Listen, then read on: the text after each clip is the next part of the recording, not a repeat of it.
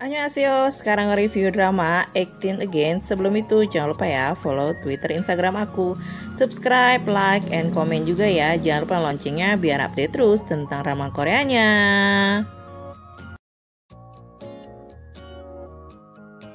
Drama ini mengisahkan tentang Jun dan Jung yang menikah dengan Hong Dae-yong. Mereka berusia 37 tahun. Mereka memiliki anak kembar, putra dan putri yang sudah berusia 18 tahun. Dajung bercita-cita sebagai pembaca berita, tapi ia hanya bekerja sebagai pembawa acara yang tak terkenal. Dajung sangat lelah dengan kehidupan pekerjaannya dan juga muak dengan sang suami. Akhirnya ia tak bisa menghadapi Dae-yong lagi. Sementara Dae-yong harus dipindah tugaskan oleh kantornya, padahal ia sangat ingin naik jabatan dan menjadi pegawai tetap di tempat kerjanya. Dae-yong pun sangat frustasi dengan kehidupannya karena selain direndahkan di kantor, ia juga direndahkan oleh keluarganya. Saat itu, Dajung menyerahkan surat cerai karena sudah muak dengan Dae-yong yang tak peduli dengan keluarganya. Dae-yong pun sangat kesal dengan dirinya karena merasa keputusannya itu salah dalam kehidupan. Impiannya harus menjadi seorang pemain basket terkenal, tapi malah memutuskan untuk menikahi Dajung yang hamil lebih dulu. Saat bermain basket, ia tiba-tiba berubah menjadi wajah yang masih berumur 18 tahun, tapi pikirannya tetap sama seperti umur 37 tahun. Dae-yong yang masih muda pun akhirnya masuk ke sekolah anaknya untuk mengetahui tentang kehidupan sang anak yang selama ini tak diketahuinya. Ia mengubah nama menjadi Go Woo-young yang bisa mengetahui juga tentang sang istri dan kehidupannya selama ini. Sementara Dajung berhasil mendapatkan pekerjaan sebagai pembaca berita, tapi setelah mengetahui statusnya sudah menikah, semua petinggi di kantornya tak menyukainya. Jadi bagaimanakah hubungan Dajung nanti dengan Woo-young yang sangat mirip dengan Dae-yong di masa remaja? Akan ada cerita apa lagi dari Dae-yong sebagai teman dari dua anak kembarnya? Apakah Dae-yong bisa memperbaiki hubungannya dengan Dajung setelah mengetahui semua rahasia yang disimpan oleh sang istri? Komentar gue sama drama ini, wah ini drama tuh bikin baper banget ya. Terus ngebahas tentang masalah hubungan orang tua, ya khususnya bapak, itu dikasih lihat kayak gimana di sini. Jadi kalian juga butuh tisu sih untuk nonton drama ini. Dan drama ini akhirnya Mas Kunang-Kunang ini berhasil ngebuktiin aktingnya bukan cuma tampang doang, tapi emang aktingnya bagus di sini. Jadi seorang remaja wajahnya doang tapi tingkah lakunya seperti aja sih yang marah banget kalau ngeliat anaknya diperlakukan gak baik. Dari drama ini kita tuh kayak dikasih tahu sebagai orang tua itu butuh banget belajar sama yang namanya tentang kehidupan anak remaja ya. Jadi kita tuh mesti tahu tuh trennya seperti apa. Dan kita tuh gak boleh berpikir kolot juga sih. Kita harus jadi teman juga dan tegas juga sebagai orang tua. Pokoknya kita harus deket deh sama yang namanya anak kita supaya anak itu terbuka menceritakan apapun yang terjadi di sekolahan. Jadi si Dae-yong ini tuh kan mikirnya cuma kerja doang, nyari uang untuk keluarganya. Tapi sementara anaknya itu Yong Si-ah itu terpaksa kerja demi mendapatkan uang. Dan si Dae-yong tuh sedih banget, ternyata anak itu sampai sebegitunya untuk nyari uang.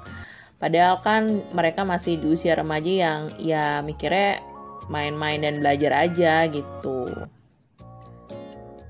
Sementara anak kembar yang kedua, si Siwoo ini kelihatan banget pendiam, gak banyak omong, tapi ternyata dia sekolah jadi anak buangan, bahkan dibully abis-abisan sama temennya.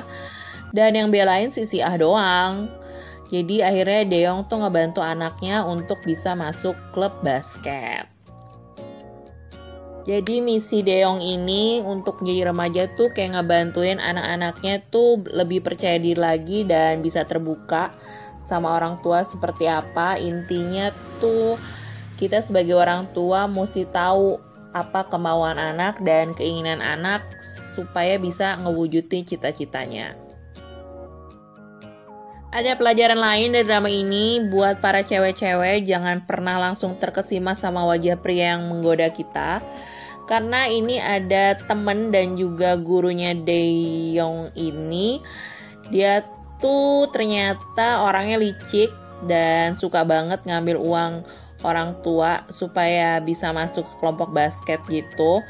Dan dia deketin Dajung juga, disangka tuh Dajung gampang banget digoda, ternyata Dajung cuma jadi bahan taruhan doang. Pelajaran lain lagi ya, ini tuh kita di zaman yang namanya media sosial.